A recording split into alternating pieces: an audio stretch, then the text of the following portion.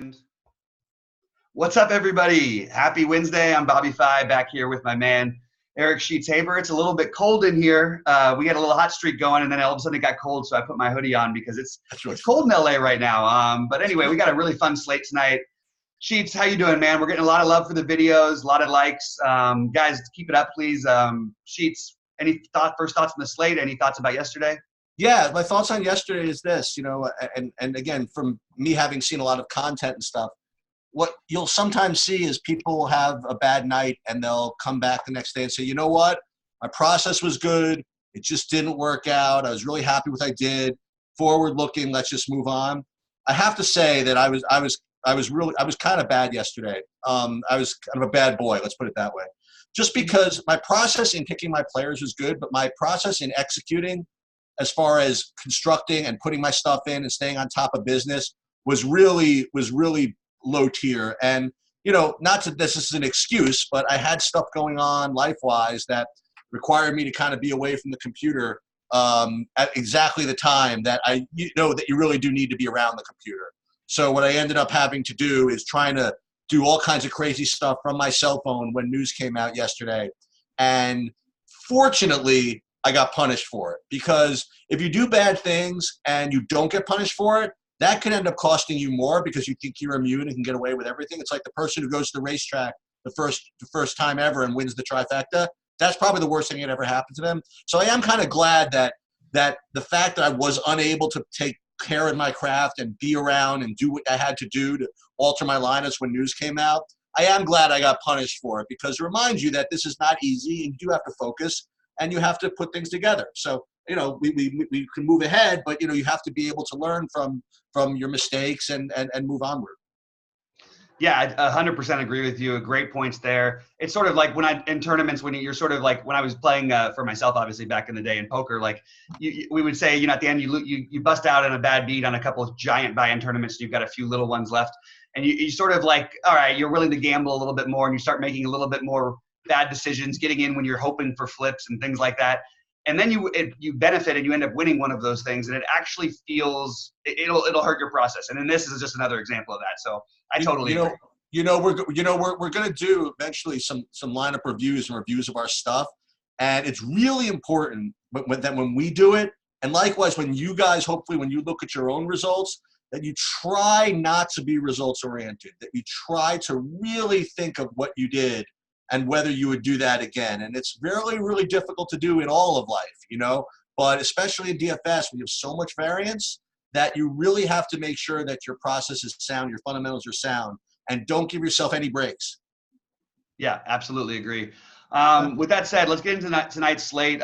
First quick overview that I'm looking at that I think is interesting is we've got basically very little value, which is going to concentrate as of right now. I mean, this is the morning. I'm sure we're going to have some opening up. It's a pretty big slate we've got here, but it's not a ton of value, and it's going to be concentrated ownership, I think, on that value. So it's as of right now, we can project the ownerships will be spread out. Obviously, once some value opens up, everybody will flock over there. But for right now, it's not like the most exciting value slate. So I'm looking more at some middling builds and also some guys who I'm okay with getting, 5 to 6x even on like a 3,500 4K price tag, which doesn't feel so good. It's interesting when you say that. Again, I don't know what the general character of the people that are watching this, like what their skill level is, but it took me a while to figure out. When people were talking about if there's value on the slate, just because there's no, cheap value, which is what people usually mean when they say, "Well, there's really no value on the slate." That doesn't mean there's not value elsewhere. So like sometimes that even though you can't find any good $3,200 guys or $3,500 guys, that doesn't mean that there's not a lot of good $6,000 guys or $5,500 guys. But when you were saying there's like no value, that means there's no, Dennis Smith Juniors, so to speak. Well, thank goodness for that. Who can't miss. Yeah, but you've also got but yeah, you're right. There are some players that are mispriced, and I find that most of them are between 6,000 and 8,500. So it's a little bit, leading you more towards a somewhat middling build. Still going to want some extra value on top of that. But let's get into it. Let's get off with the first game, because I think that we're going to have to figure this one out as we go. I've actually got a pretty decisively tight group of 8 players that I want to use a lot of. But I think that as we go through the slate, we'll probably have some other ideas. So yeah, that's interesting because the way I'm looking at it is, and we'll get to them, is that I'm more of instead of having 8 big core guys, I'm looking at kind of two or three key games to look at, and I think it works out to be kind of similar. You know what I mean? But we'll see how that goes. So Golden State, Charlotte. Thankfully for me, D'Angelo Russell is back playing, and I think Draymond Green is back playing, and so the days of me having to worry about Omari Spellman revenge and Kevon Looney and all these guys impacting, Kyle Bowman and Jordan Poole's minutes, I think are over for a while. So I have no interest in anybody on Golden State value-wise at all, and anything above, I have nothing to add to the projections. Let's put it that way. So I have nothing above and beyond that.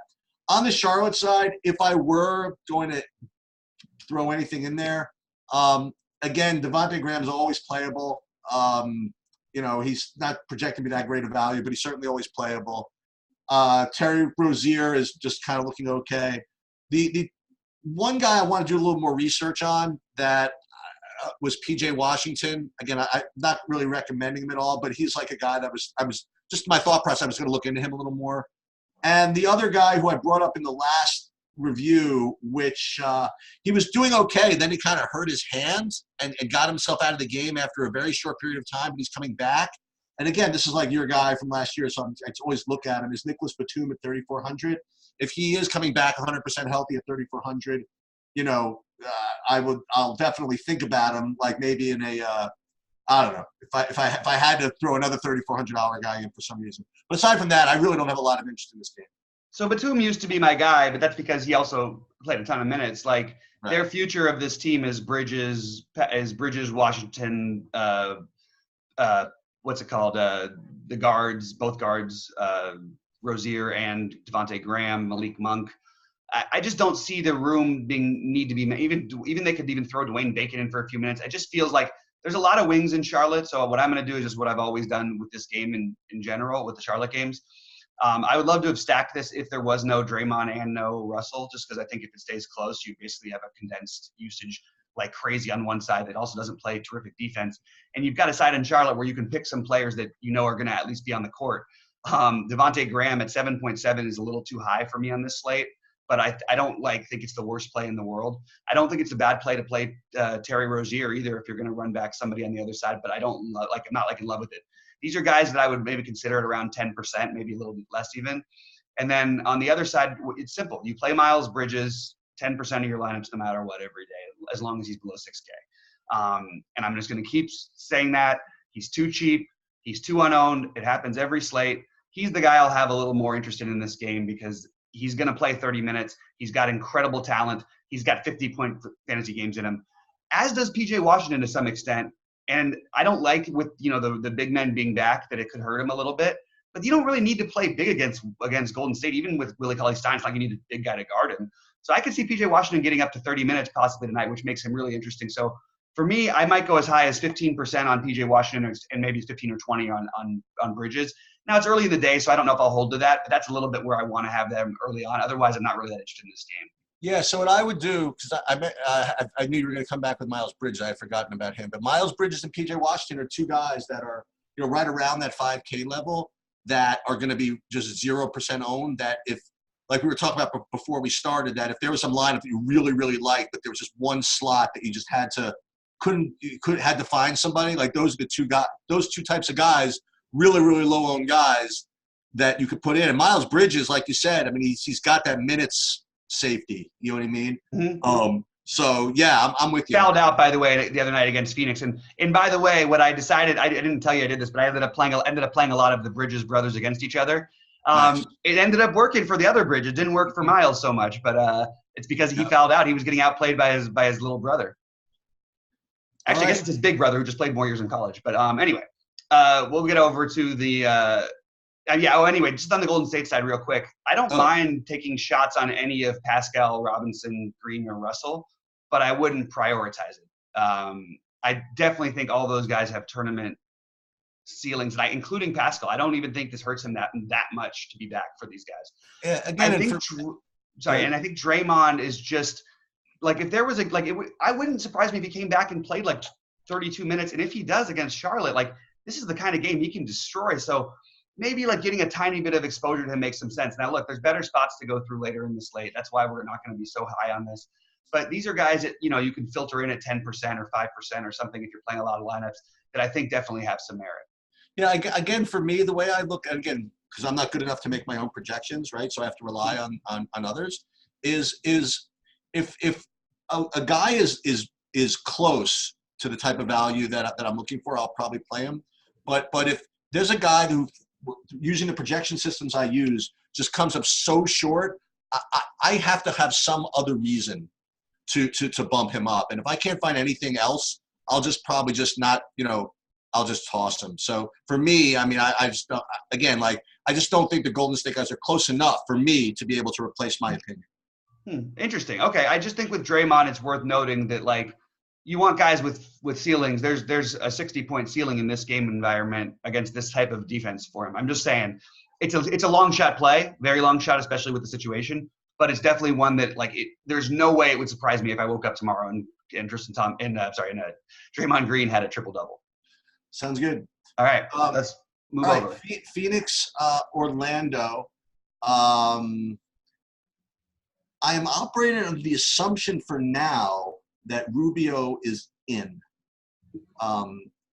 If he's out for some reason, then you have to be kind of prepared. But the street will figure it out. You know what I mean? Like, but we have to be on the lookout for is if Rubio is out, then guys like Ty Jerome might come into play depending on who they say is starting. Maybe Javon Carter. If they give him the start, Booker obviously will get an upgrade, and Oubre would get an upgrade also. Maybe, I don't know, everybody gets a usage upgrade in this spot. Maybe you go back to your Bridges or whatever it is. But assuming Rubio is and also the thing to look at from this game is Aaron Baines. Like, I'm presuming him out. If he's out, then you have guys like Cheick Diallo and Saric and Kaminsky again on FanDuel looks okay. So you just gotta have to look for the injuries as far as this is concerned. Again, Cheick Diallo, I don't know why I had him. It's like he's not really showing us such a great value, but he's got up because look at his last two games. He played hardly any minutes, and then he played 30. Like that's whatever. Well, I'll tell you what. I'll tell you why. I'll tell you exactly why. Look at the size that they play with in Orlando. It's absolutely absurd. So you're going to see, like, you could actually – I mean, I don't think you will see those three guys in the court at the same time, him, Saric, and Kaminsky, but it actually is possible. Like, if Bridges wasn't so long, you could see that possibly as a mix. So, yeah, if Rubio's out, I think the answer is Booker. I think Saric and Kaminsky I really like, and Diallo even a little bit, but on FanDuel, I think those are like, especially Kaminsky's price over there is phenomenal at 4.3. He's going to be popular over there, but unowned over here, which makes him sort of interesting for tournaments. Probably just not going to go there on this slate. Saric, we just talked about Draymond Green in this price range. I would put him in the same exact category as Draymond Green, except for I don't think he's going to have a triple-double. I think he also has upside for this price, and I think he's okay to play, but probably not going to get to him on this slate too much. Okay. On the Orlando side, we did well with Fultz yesterday, going back home, but the other thing that we did well on yesterday, I had some I had on FanDuel just because I had to differentiate. I had some DJ Augustine who ended up nice. Ended up having a really good game in closing actually on there because I guess Terrence Ross was left out, I suppose. But again, the same guys on Orlando here, but here it's a little bit of it's less of a great matchup as last night when they're playing Washington. So they're not going to show up as that great values. But again, Jonathan Isaac again. Evan Fournier again, same comment as yesterday. Going to be that middle of the road guy who, if you have 6,500, you want to put him in. I'm not going to kill you, but I don't think that he's any better today than he was yesterday. As a matter of fact, I think he's worse. So I'm not going to really go there. Aaron Gordon, I think same thing. I mean, he's fine, but I don't know if in this matchup, I don't think he's got that same type of ceiling that he could have in other matchups. So I don't know if I'm going to go to these guys, but if I had to pick guys from this game, it would be just those Isaac, Fournier, Gordon. I would not go back to Augustine, and that would be probably it. Yeah, it's Isaac and Gordon for me, unless anything else happens. I like Isaac and Gordon. I think there's better spots in this slate overall. But Isaac, I'm just telling you, like, you want to play guys with ceilings. These guys have ceilings. and that's basically it for their price. So definitely interested. Probably not going to go crazy with them. Most of my interest is going to lie in these later games. So I think we can move on. Okay, Milwaukee, Detroit. So let's look at Milwaukee first. Milwaukee, the obviously you could always play Giannis if you could figure out a way to make it work. And this is the first time that he hasn't been, well, I was about to say hasn't been a huge favorite in a while, but he's still a 9-point favorite. But I mean, he hasn't had to play more than 28 minutes in it seems like weeks. So God forbid he ever has to play more than 28 minutes. He's going to be rested and ready to freaking kill somebody. But so I mean, he's fine. I mean, he looks good. Luka looks good. I mean, the guys that look, at this price range that look good.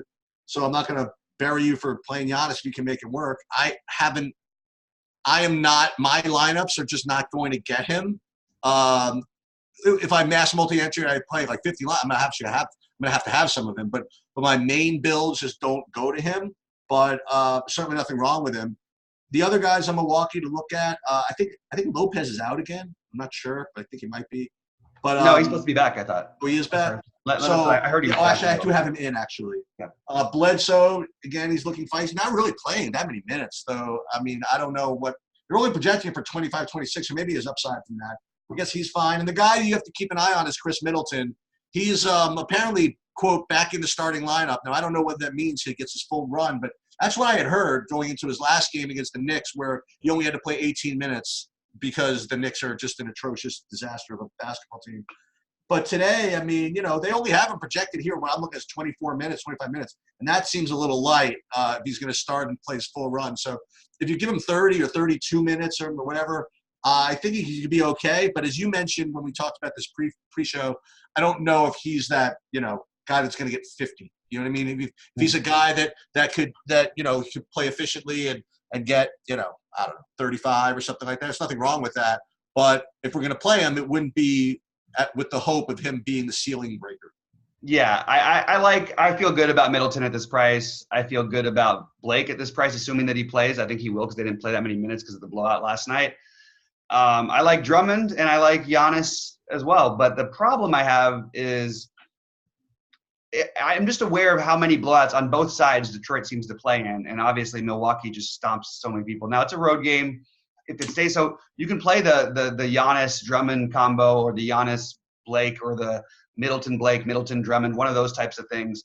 That's as far as I'd want to go as a 1v1. I do think Drummond is the guy I have the most interest in this game, whether Blake plays or not.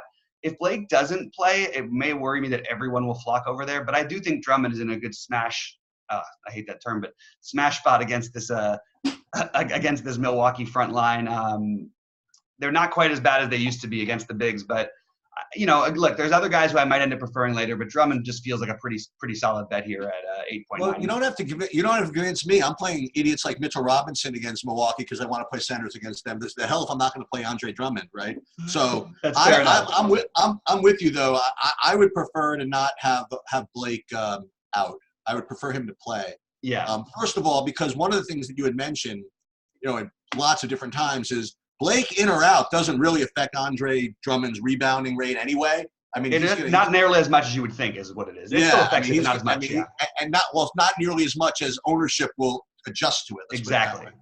And so I have no problem playing Andre Drummond. And one of my builds actually has Andre Drummond in it. So I don't need to play him with Giannis here. I would just kind of play him as a one. I know that the spread's not that correct. The one thing I'm just wondering is how do they score enough points to keep up with Milwaukee? I can't figure it out. Does the guard get hot or something? Is Kennard going to make 7 threes? Maybe you throw him into a tournament mix. No, I mean, it's possible. It's a good matchup for that. That's another issue. That's another issue with Blake being out. Like if Blake is out, then Drummond is chalk and they might get blown out. I mean, they might get blown out anyway. Right. Anyway, well, then maybe get Christian Wood to go 15x again. Yeah, there you go, something like that. So just keep an eye out if they do sit Blake. I don't think they're going to. It doesn't make a lot of sense to me. He didn't play that many minutes last night. I played him last night too, and I do think Blake is definitely in play, even on the back-to-back at 6,600. Right. Not a lot of excitement yet, but trust me, it's coming. It's coming. I do think that we mentioned one play we really like so far. Drummond would be one of the guys who I would look at it. Between him and Blake and Giannis, I think I will have one of those guys on a good portion of my lineups.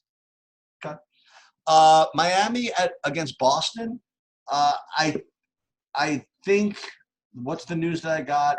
Marcus Smart is officially out. I saw that. Everybody else, it looks like, so if he's out, then people really going to still play Brad Wanamaker? That could be someone else's game. I'm not doing it. But on the Boston side, I mean, hey, the three guys look pretty decent. I mean, Kemba and Tatum and Jaylen Brown, from a projection standpoint, they look pretty decent. And I'm presuming that on a slate like this, no one's going to play them. But let me just see. I mean, they're all under 10%. So I'm certainly not going to argue if you want to play one or two of these guys in this game, run it back with a Jimmy Butler or something like that, or a Bam, and hope the game is faster and the teams all of a sudden both decide to not play defense for the first time in like 3 years. But aside from that, I have no problem with either of those guys on Boston. I don't know if that's going to be my main source of funds. I think that if I were playing like a whole bunch of lineups that were going to script it, I would certainly get them. You know what I mean? Especially at low ownership.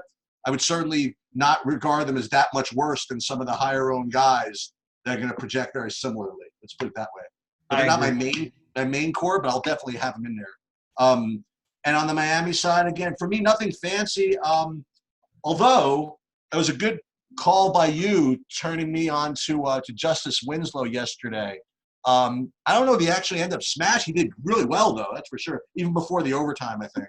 Yeah, he was fine. Yeah, I think he was okay. And I don't know if I would go back to him, but he certainly predicts okay. And then there's Butler and Bam. I'm kind of like old school back when I used to, look at sports betting and stuff. I usually don't like to play teams, right, when they're coming off of overtime games, especially back-to-back. So I would be expecting some kind of letdown of Miami in general. So I'm probably going to just have a little bit bias against some of these projections just because of the way I look at things. And I'll probably, in my own head, ding Butler and ding Bam, in this spot, just because of coming back-to-back off the overtime games. Now, whether, ownership reflects that and no one plays them because of it, that's one thing.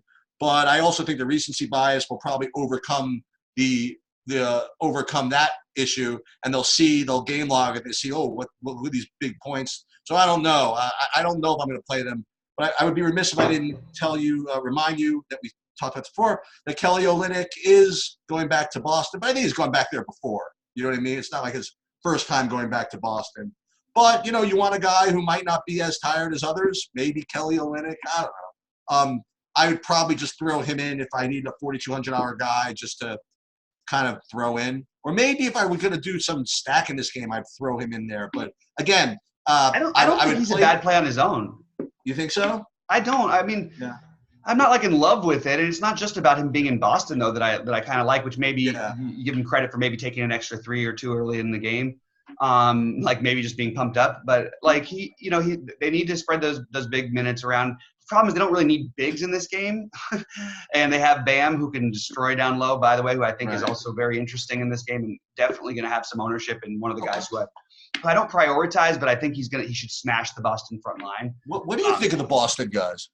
Let me just with the Miami guys first. Okay. I don't think I'm going to be messing around even with Butler after the huge monster game, even with all the stuff. I'll have a little bit, but it won't be much. It's going to be in the less than 20% for sure. I'll tell you that. The one guy who's kind of interesting to me is it feels like a Tyler Hero troll game. They didn't play him much last night. A lot of us played him. And I feel like, coming out, being a rookie, coming off of a game like that where you played so many minutes, I don't know if Deion Waiters is going to play tonight. That's going to milk things up even more. So I just don't know where you really want to go. I don't mind taking little stabs on Winslow or Butler, but I think for me it's mostly going to be Olynyk and then Bam on the Miami side. I like Bam quite a bit, and I like Olynyk as a value saver unless value opens up. On the Boston side, while we get no Marcus Smart, I think that the guy who I would side with playing it just because of the price and the upside is probably Kemba. But even that doesn't feel great to me in this matchup. And then you have Semi Ojeleye at 3,100 who's going to play minutes. And right now we don't have a lot of value. So I'm going to take some shots on Semi Ojeleye for sure at 3,100 just because he should play 25 to 30 minutes. Again, that could even go a different route. You could get Carson Edwards minutes. So it doesn't feel great, any of them. I do think Jaylen Brown would be the safest with probably enough upside to play, but just better spots on this slate. Okay. Moving on to Brooklyn, Atlanta.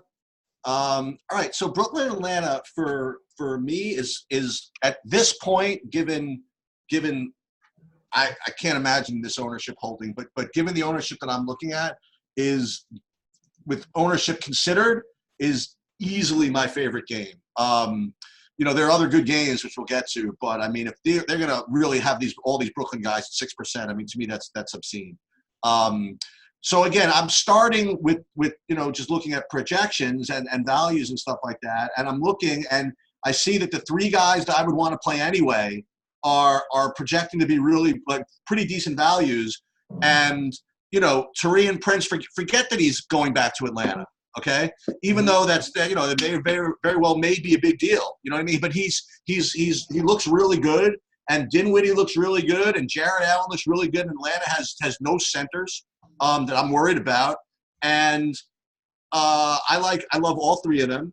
And then on the Atlanta side, and again, just not to be too pedestrian, but Jabari Parker and Trae Young rate to be the best. You could have Cam Reddish if you want as a value. And boy, who is out here? Oh, Alan Crabb is out. DeAndre Hunter, I'm showing is out. He's out. So now Evan Turner probably comes into play also. I don't know exactly how I'm going to mess this up, but I'm probably going to. But I'm going to probably be like really heavily involved in all different combinations of the guys that I just mentioned. Yeah, my initial thoughts were that this game was going to be gain a little more traction than most people did. So I actually didn't think, and I don't know, we'll see how the ownership ends up, but so I have one huge priority in this game overall, and that's Jabari. I think Jabari is going to smash tonight. I think he's going to put up a minimum of 40 fantasy points. I think he's got an upside of up to 60 with the way that this game will play. I also want to prioritize some Taurean Prince. I don't mind like the little narrative here going back to Atlanta, but not to mention he's been pretty good overall lately, and he hasn't shot the ball well. So if he shoots the ball a little bit better, you can get a little uptick for that. I'm not crazy about his price, but I do think he's definitely in play. Jared Allen, definitely in play. Always a gamble with these minutes for Brooklyn, but I'm happy to take that gamble for a guy like Jared Allen who's shown 50-plus point upside. I'm going to be not very heavy on Trae Young. I might play a tiny bit of him, but not that heavy. Not very heavy on Dinwiddie at all. I get it.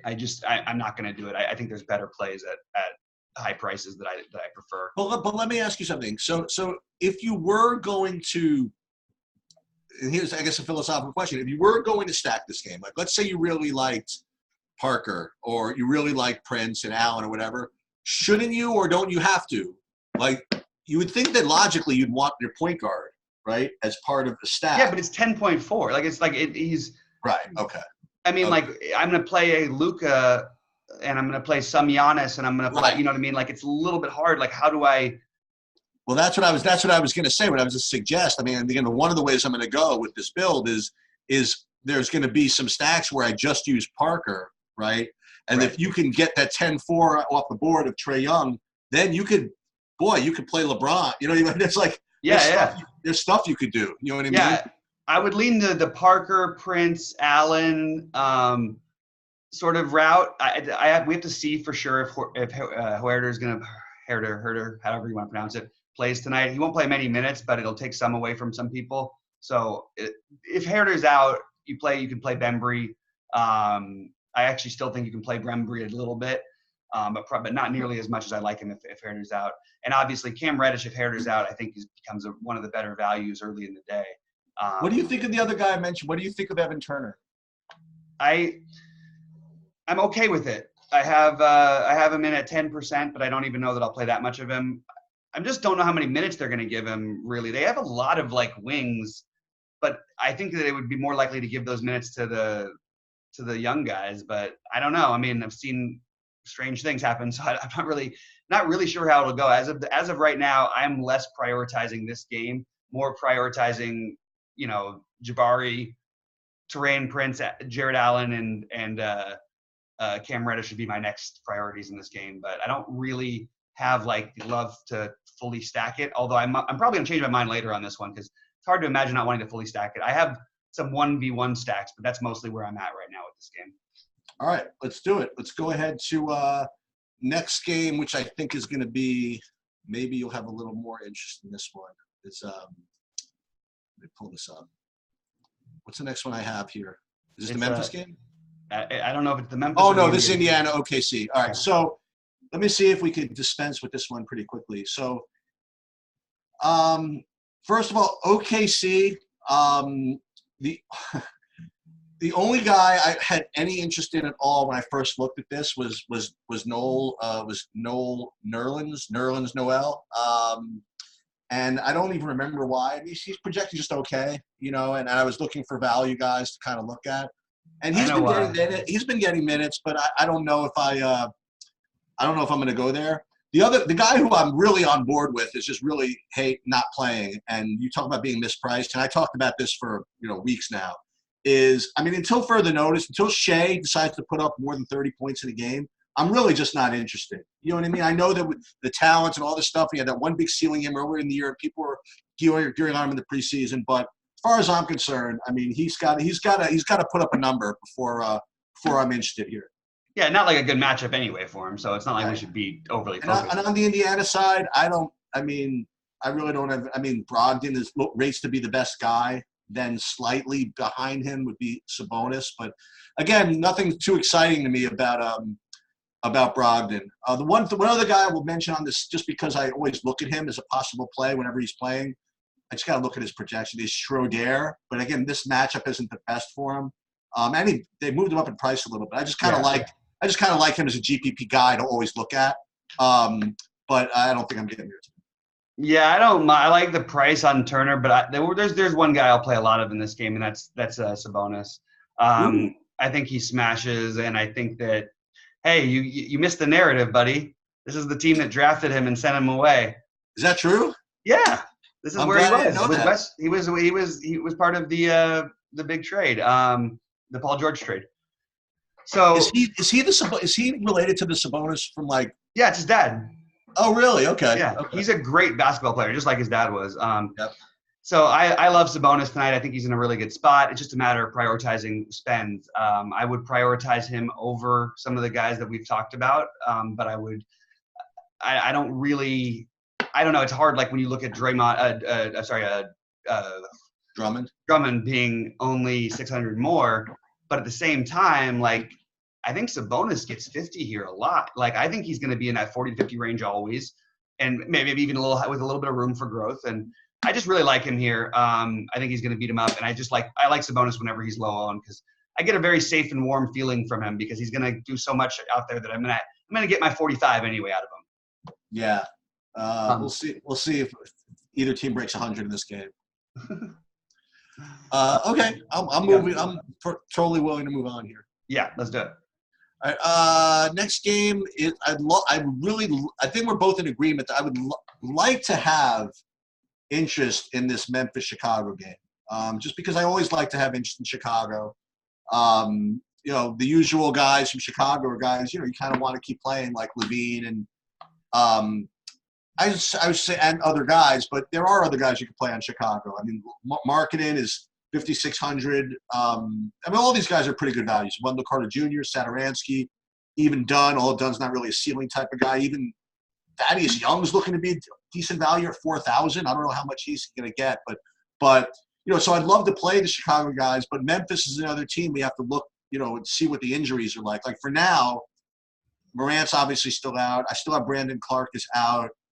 I have Kyle Anderson is back in now, which means that guys like maybe Melton and Solomon Hill, Grayson Allen kind of are less viable. And, Tyus Jones, I don't know. So, again, like nobody I'm in Memphis really looks that great. So I wouldn't know what to do as far as, if I were going to stack this game, I really wouldn't know what to do on the Memphis side. Because Jay Crowder looks to be the guy that looks the best as far as I'm concerned, as far as projections go, but who knows? Again, nobody looks that great, so I might end up getting less of this game than I guess I would like, if that's the best way to describe it. Because I know I'd love to play Chicago. They play really fast and all that good stuff, and you know where the ball's going at the end of the game, and I just don't know exactly how to do it. Well, here's the thing, though. I mean, we don't know who's playing yet for Memphis. Like Right. if Jonas plays, then he's the guy. If you want to run somebody from Chicago, like maybe you could play a Levine Jonas stack. I do think Jonas, even in short minutes, could just go nuts here. I mean, we've seen when Chicago gets beat up rebounding. It's absolutely absurd. If Jonas is out, what I would encourage everybody to do is to hold their breath, take a deep breath, let yesterday go, exhale, or let 2 days ago go, and play Bruno Caboclo. Well, explain to everybody that maybe didn't play him, and remind everybody what happened with that. First of all, you have one of the most foul-prone big men on your team in the history of basketball, maybe the most foul-prone in Jaren Jackson. So that'll leave you basically thin up front against a team that's always playing at least one big and usually playing two actual bigs. Like I mean, Markkanen would beat almost anybody on this team up down low unless you want to put Crowder as a stretch four. So you're going to need to get extra minutes. You might even be able to see some Caboclo / Jaren Jackson minutes, and quite a few of them, actually. Like it's on the table. He played 28 minutes the game before that 14-minute stint he had yesterday, the other day. He wasn't playing well the other day. He wasn't doing much. That wasn't the only reason. They were playing well without him. Jaren Jackson was playing extremely well. The starters were playing well in a game that was competitive. If Jaren Jackson gets in foul trouble, and even if he doesn't, I think Caboclo's minutes, if Joe Val is out, look, there's upside of 30 minutes is what I would say. And in 30 minutes, this guy can put up 40 fantasy points.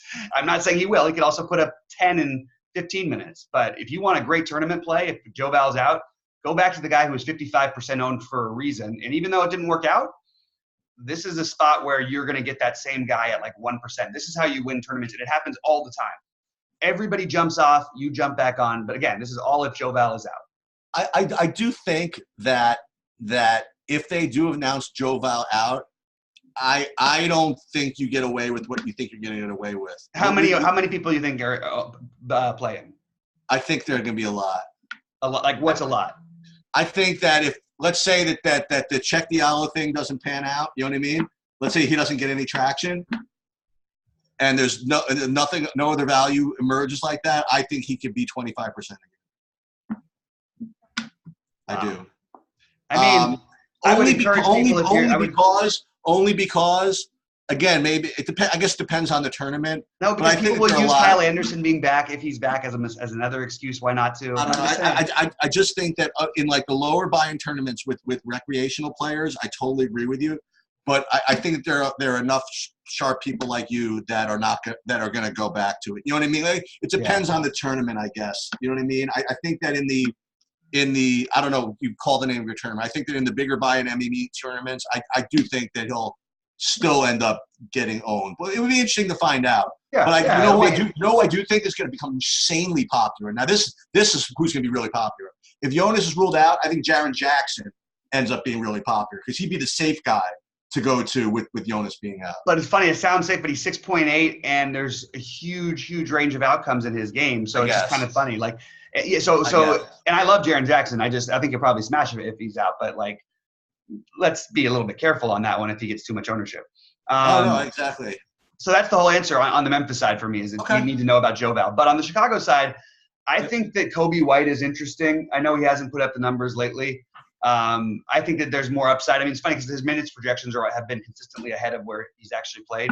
I think it's fine. He's gonna get some minutes here and there. They've sort of worked in this different guard rotation, so he's getting a little less. I don't love him. I think the tournament play is obviously Zach LaVine. Obviously, you know me, I'm always going to be way overweight on Zach LaVine. You always get the 60 fantasy point upside from a guy who's going to jack it up every time. Really good matchup for him. Really good situation. I also like Wendell Carter quite a bit. I think that he's got a really good spot here to potentially beat them up down low, especially with no Joe Val. Should keep him out of foul trouble, or at least help him keep him out of foul trouble.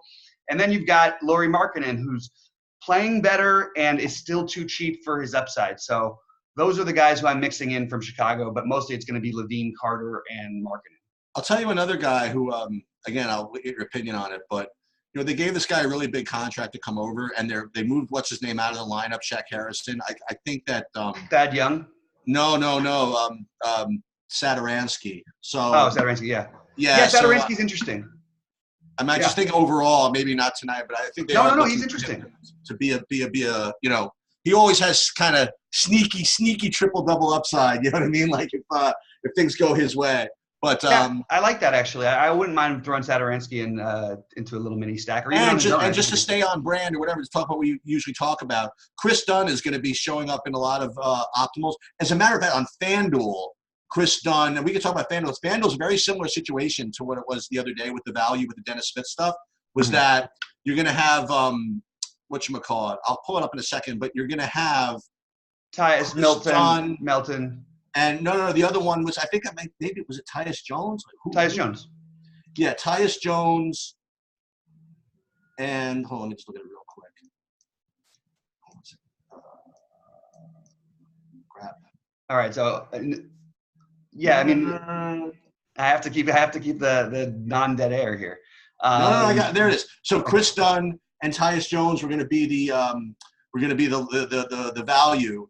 And then, like, you could go up to guys like Luka, and then you think of a guy who can get lost in the middle would maybe be like a Kemba Walker type or something like that. But in any case, Chris Dunn is going to be showing up as a value on FanDuel. He is only 4,700. But again, don't expect a big ceiling out. Yeah, I agree. I in general like Chris Dunn, but I don't love this situation. I just think you get a better bang for your buck for a guy like Kobe White, has a chance to really blow up a slate rather than the other. And by the way, D'Anthony Melton on the other side is definitely still in play. Like, he's getting minutes. He's been produced now back-to-back games. And on FanDuel, if everyone's going to flock over to Jones again, you might want to consider D'Anthony Melton. Okay. Minnesota, Dallas. Well, we thought they would do it. They didn't take them long, but Luka is now $1 zillion every night. And actually, I thought he'd be higher. I thought he would get over 12,000 for this game. I mean, in general, he's quote unquote only 11.6. You know what I mean? But he's too cheap. He's too cheap. He's still he's 11.6, and he still rates as one of the best point per dollar plays in the slate. How about that? Which is pretty ridiculous, right? Yeah. This is the game we're talking about. This is So you're gonna have so this was a game that just in full disclosure. I mean, I didn't have as much interest in this game. So, this is where we differed. So this is where we're going to be a little different. But in terms of value on the Minnesota side, three guys I look at are, no surprise. Well, maybe is Wiggins, Towns, and Covington, actually. I wasn't a big – Teague didn't pop too well for me. But it would be those three guys. But even Covington didn't look so great to me. Towns at 10-6 versus, different positions, but Towns at 10-6 versus Trae Young at 10-5. That's an interesting question. Wiggins looks, again, he's the other guy in Minnesota I was looking at. And then on the Dallas side, I mean, they're, the two guys. I mean, I think they both look great. Luka and Kristaps both look great. And, maybe some people will game log watch like I did, right? When I told you, hey, can Kristaps ever get there, right? And you comment, you smacked me. I said, dude, what are you telling me? He was great. He just got into foul trouble, and then they just took him out or whatever. So tell me about your take on those guys. I'm all over them. I think as of right now, the two highest owned players I have on the slate, along with, I guess one other guy is really close, coming up pretty soon. But I really love Kristaps especially because I think he'll get the lower ownership. And he's still way too cheap. He was going to put up 50 fantasy points last night. He ended up getting in massive foul troubles, sitting the last 10 minutes of the first half. And then they blew him out in like 6 minutes into the third quarter, and they had back-to-back coming up on the road. So, of course, from the road to home. So, of course, they sat him. And they sat Luka, too. I think these guys should both smash tonight. Like, I just am going to keep playing Luka until he's 14K. I don't care. The upside has not even come close to being reached because they keep winning games by 1 million points. Yeah. But I mean, Minnesota can keep pace, so I love the little stack in this game. And look, doesn't leave you a lot of room. Doesn't feel great, but especially on FanDuel. So you're gonna go Towns, Luka, Kristaps.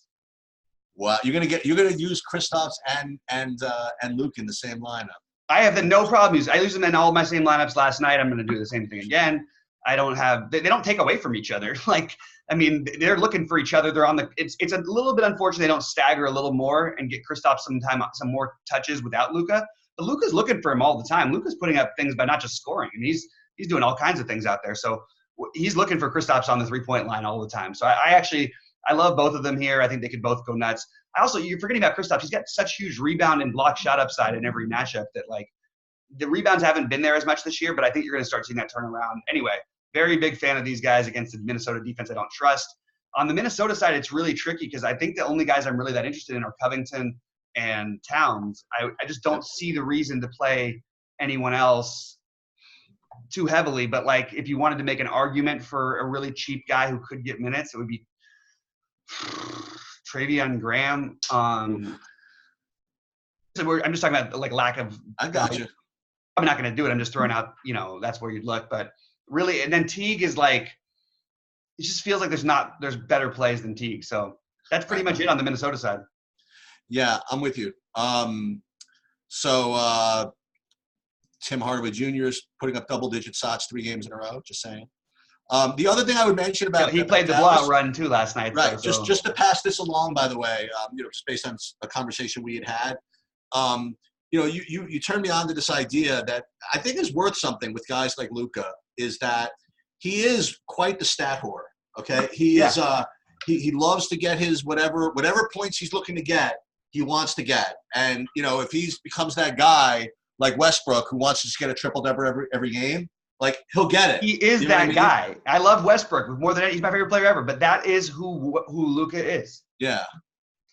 So it just. And even he might be that guy to talk his coach into putting him in the game in a blowout just so he can get his 40th point or whatever it is he's. No, but he hasn't even had to do that because he gets there so easily anyway. So I just love those guys. I mean, that's my priorities of the slate as of this morning, and without hearing other information. Last 2 games are very very different. Okay, but I think that let's just do I think these last 2 games can both be stacked.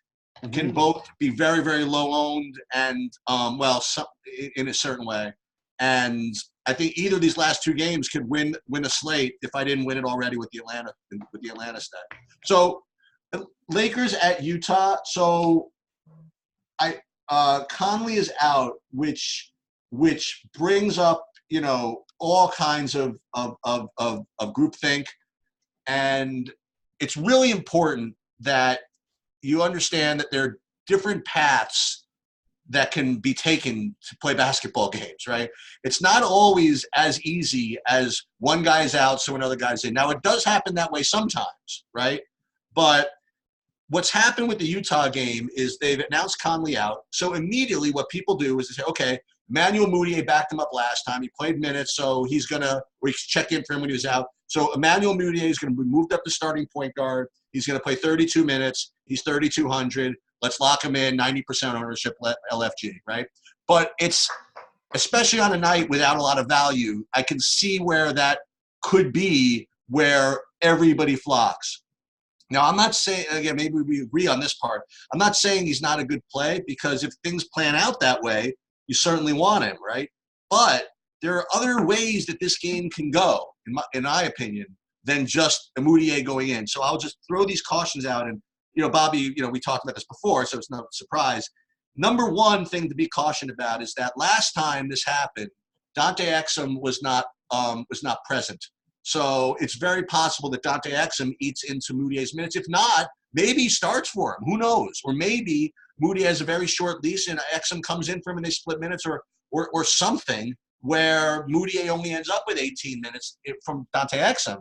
And another way, which may be even more likely, they're playing the Lakers a game they want to win, is maybe they just run Mitchell and Ingles at point and Bogdanovich and have those 3 guys in with Gobert, and who knows, maybe they start Royce O'Neal or somebody like that, and they just play the whole thing. And Mudiay just kind of comes off the bench or whatever. So I'm not saying it's going to necessarily work out that way, but I'm just saying that don't get locked into this idea that, okay, I'm going to lock in Emmanuel Mudiay and then work out my lineups around it, okay? Because I do think that there are ways that he does not, smash. There are ways that he busts completely. So I would not lock him in. Now, again, I can't be irresponsible enough to just X him out of my player pool, but I am definitely not going to be just drawn to him like I was Dennis Smith Jr., although I will do the Dennis Smith Jr. thing every single time. But this one, I think, really has a lot of different ways that it doesn't necessarily have to go.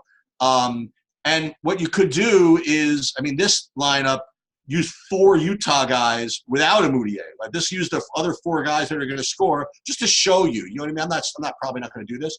You could play 4 of these non-Moutier guys that are all going to be there at the end of the game. You know what I mean? Mm-hmm. And run it back with Davis or LeBron. Pick one. You know what I mean? I'll probably pick both.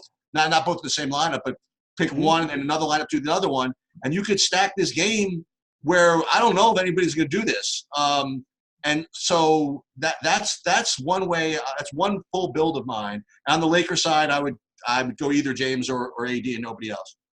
Yeah, it's James and AD for the Lakers side for me, 100%. I don't think that I'm not going to play anybody else, but I'm going to play them each probably. I'm probably going to be above the field on both, but I'll be much higher on LeBron for a change. I think this is a great spot for LeBron, actually. Here's something to notice. Utah's been playing a little bit faster. They've been playing terrible. This is a scary game for them, so they're going to try to win it, which actually makes the Moutier thing a little bit more scary even.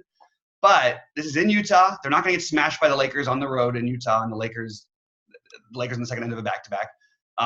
Also, don't hold out like just that there's not a chance that Anthony Davis gets ruled out. Like, I think he'll play. But just keep in mind the back-to-back thing been questionable every day for a million years. Oh, well, then you totally should play LeBron on FanDuel. Yeah. On FanDuel, that makes LeBron even better play. And also, I like him anyway. Like, it's not like, they're going to need – this is going to be a tough game for them. So I like this spot, and I love the Utah side of it. The problem is I think that people might overlook, like you said, where the right places are to go. It was always Joe Ingles' show, and especially over on FanDuel, I think Joe Ingles makes for a terrific play on 4.3 over there, 4.9 on DraftKings.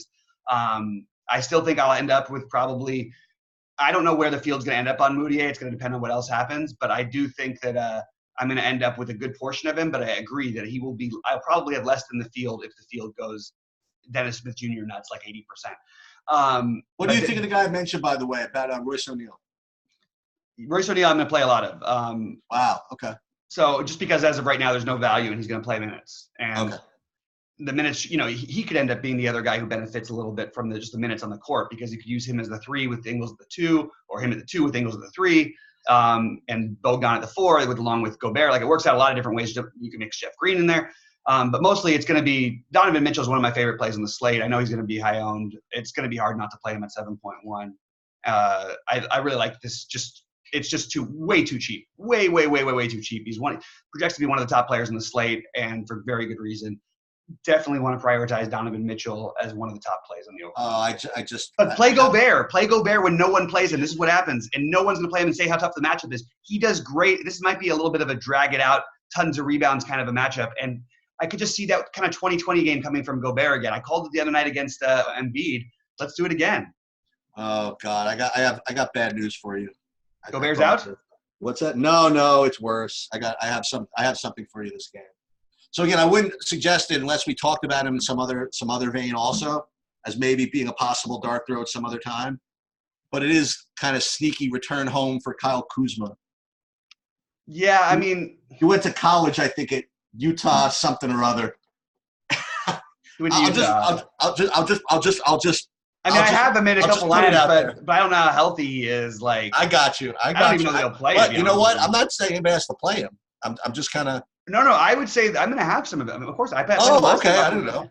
But like he's 3.9K as of right now. Like you take some shots, but this is a back-to-back on a guy who's genuinely hurt, and I'm just a little bit worried. Yeah, I'm with you. Just saying. All right.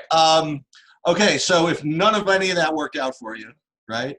If all that stuff busted, or better, let's say that you have a couple of one-offs that made it, and you could make it to the Sacramento Portland game. This night is never over. It's never. Listen, NBA is never over when Sacramento plays, and it's never over when Damian Lillard plays. So it's never over when both of them play. Now obviously Sacramento is not the same, Coors Field type team as they were last year. And and Lillard is not the same. Maybe he is, whatever, as maybe he was without Carmelo Anthony. But this is definitely a game I'm gonna be on. So let me just add a couple of things to this. First, let me look at the projections. Then I'll discuss the two things I mentioned to you before.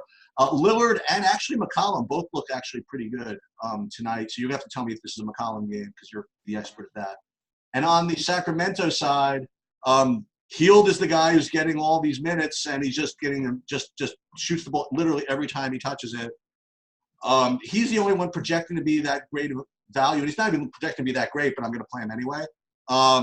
But Barnes looks okay. He's not a guy I like to play that much. And Bogdan Bogdanovic, again, he comes with risk because of, his minutes.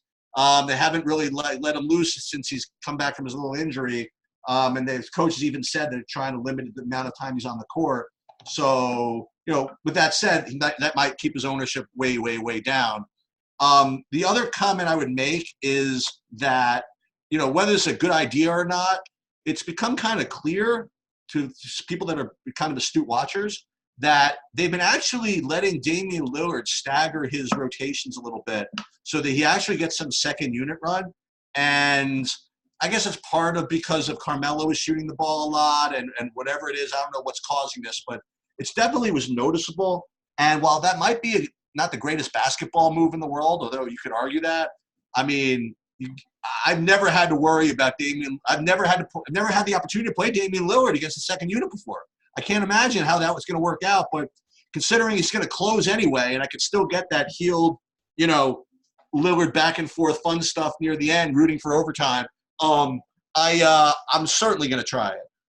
I'm absolutely with you. Like, Hield is the player probably versus ownership that I'm the highest on today.